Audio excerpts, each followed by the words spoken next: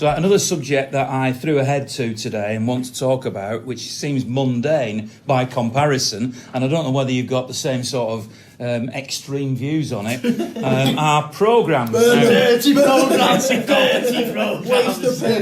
Now, I brought a programme along, and obviously, if you're listening, then it's pointless me bringing this programme along. But I've got, so you can hear it. You can hear it on the microphone. And so I brought this. This is a home programme, but I'm not specifically meaning what do you think of the city programme and getting you to do a critique. It's about generally programmes and whether you buy them, whether they contain what you want, whether they're good value for money, all that sort of thing. I mean, we have the programme against Watford there. We can go through it. It's £3, isn't it? The programme these days. So it's got handsome chap though, 54 pages altogether. Very similar. And if you flick through it, obviously it's got the statistics at the back, which is what a lot of people love, and I must admit I do as well. Profile of Watford in this case. Then a feature on Jeremy Frimpong, one of the young players. Some pictures and text about the FA Youth Cup. Then Mike Summerby's column, which is over 2 pages. Guess what it's called? The buzzword. The buzzword. A couple of pages here, which is showcasing the club photographer and a picture that she's taken of Sergio Aguero. Some more stuff, which is basically an advert for the City Schalke game. A little bit about Raheem Sterling with pictures. Another advert. More about Sterling, so they're all together about 5 or 6 pages of Sterling. A column from Pep Guardiola, pictures, index, and then you're back to the beginning. So that, for anybody that's not seen the programme, that gives you a little bit of an idea of the contents. Now, I'll start by saying that, I have always collected a programme from every single match that I've ever been to, and I have, in my loft, every single one of those programmes. So that's well over 2,000 City programmes. And I've been obsessed with them. And if I've ever struggled to buy a programme, I've gone to a lot of trouble to make sure that it was still there in the sequence. And they are all there in date order. Just recently, as I get older, as you point out correctly, Paul, you can't get in the loft. Well, you're joking about it, but my wife said to me, either they go or I go. Now, I was tempted to keep the programmes, but I've decided that, and I now am going to throw them all out. I might keep a selection of a few that are particularly sentimental or matter to me, but the vast majority of them are going to go in a skip, or if somebody wants to buy them or whatever, but I am going to get rid of them. And I have to admit that Watford programme that I've just flicked through, although I brought that home from the game, that's the first time I've actually looked at it. And I find myself now no longer reading programmes, home or away, and I don't feel as if the content in the programmes is necessarily what I want to read anymore. You guys, particularly, you three, not Paul, because he's old too, are used to everything being delivered online. And today, and I'll read it to you in a minute, I put the question out on Twitter to people to say what do they think. Andrew Edwards says, always buy one, but hardly ever read it. Waiting for a grandson to inherit them. City's programme is pretty poor compared to others in the Premier League. Some are far too big and bulky these days, but can't stop buying it. Yeah, it's a habit. It's part of the match day. For some people, it's part of the match day experience, isn't it? They go to the same kiosk, they buy King of the Kit packs, they'll buy a programme, they'll go in, they'll have a pie, they'll have it, and it's part of that ritual. Yeah. And I people, for the modern generation, it's not anymore. It's an older thing. It's an older thing. On the contents, which you can read presumably then online from what Harlan's saying, Halvor, who's a Norwegian fan who I know quite well, says, I always like reading Mike Summerby's buzzword. So he enjoys that.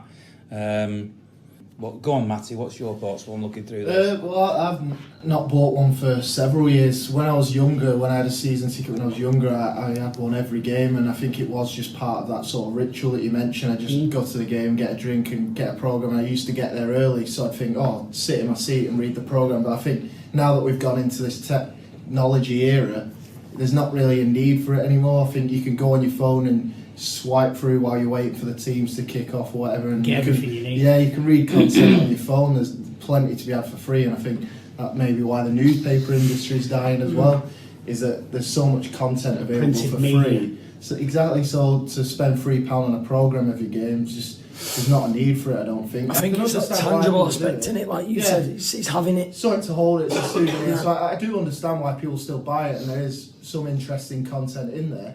But I just. I also, on a more stranger point, I always sort of find them a bit of a nuisance, because what you tend to do is you get them, and then you kind of do that. Yeah, if you don't They're And fitting in your then pocket. you know, I've got a clap, or I'll put it between my leg, and then whisk up your jump, and then Don't be putting my programme between your legs. hey, there's no reader's wife section in that, I can tell you.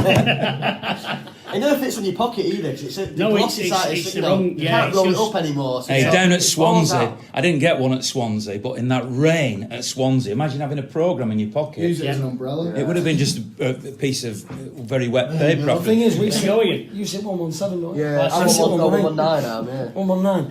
So Adam sits near me. I've seen him sat there Yeah. doing his business. Any business you Mate. That's just having a pint. And what I'm trying to say is, like, me and Jess have walked out the ground a few times when we've not Well, bought a because you've programme. seen him doing his business. And Jess has come on with two programmes. All right. Hey, listen, My mind's there's no working need to in a turn this different way. book. Right, so we've come on with two programmes that she's picked up. People are buying them and then leaving them under the seat. Yeah. So I've seen 10, 15, some matches just Yeah, sprawled they out do, all over the stand. So you bought it, you've not read, you're not telling me you got in the ground half an hour before the match. You've read the whole programme, 65 pages. They've left probably literally scored and they've gone and it's gone. What do you do with it? KGD Centurions by Twitter says, weird one this. I don't buy them, my dad does, religiously. He thinks he stores them, but I know my mum chucks them away. I don't buy them myself because I used to lose them whilst having a few beers after the game. I can't do that much these days, but I still don't get a programme. So thanks for the Absolutely. contribution. That was That's that exactly gave what us a I- laugh. yeah, But yeah. is there anything that would change your mind, or are they just something that particularly in your generation, is now not on your radar, never would be? I don't think it'll ever be. I don't think from now on it'll be on people's radars. I think 20 years. It's died out, programmes isn't it? probably It's died out, won't no exist. problem. I feel sorry for the obviously journalists being paid to produce that content, and from me, for a personal point of view, As an aspiring as an journalist. aspiring journalist, then I'm pretty gutted if I'm the one producing that content and listening to people say, "Well, I don't read it." So, But seriously, I is do there think it'll nothing be that. that they could put in that programme because I like Mark Riley, right? Yeah. He's a person I've met. He's a lovely fella, big blue. But I'll be honest, in a football programme, I don't want to read about the Manchester music scene. So I'm no interest in that Could at they all. not make it free? I mean, you went through how many advertisements there are in there. Surely that's yeah, where we they had could a get free the edition. income Most for. papers do free editions Yeah, to nowadays. pay Yeah, but for the I contributors. still wouldn't. So if it was free, you wouldn't have it. Is what you're about to say. Probably not. No, because I think it's free. I don't like You would. wearing. I don't Yeah, like definitely. wearing a coat because I've got to take my coat off and carry it if it gets too hot. So I prefer to be cold and not have a coat on. Well, here's an So idea. I prefer to not have a programme than have to be lumbered carrying it. Here, right, here's a different idea because That makes this sense. this happened in Germany, although interestingly they've stopped doing it this year, but I'm going to say this anyway because as you know I'm a bit of a fan of Schalke, and I found this season when City played Schalke a couple of weeks ago, I was astounded that they didn't produce a programme for the first time, and the guy who is the press officer used to be the programme editor, and I said, what's happened to the programme? And he said, just a decision above not to produce one anymore. So you can see that's the direction that they go in. But what I was going to say is, in Germany, what they do is they produce an online copy, like City do. But what they also did was that if you were a season card holder, that you would be sent a programme free. So the programme was free and the postage was free, effectively, because it was you can argue it's included in your season ticket price, but of course season ticket prices over there are pretty reasonable anyway, so it wasn't like they chucked something on extra. They didn't give you the option, and you would get a programme sent to you through the post that would land on your mat on the Friday. So if you got the programme on the Friday through your front door, so you didn't have the problem of having it between your legs.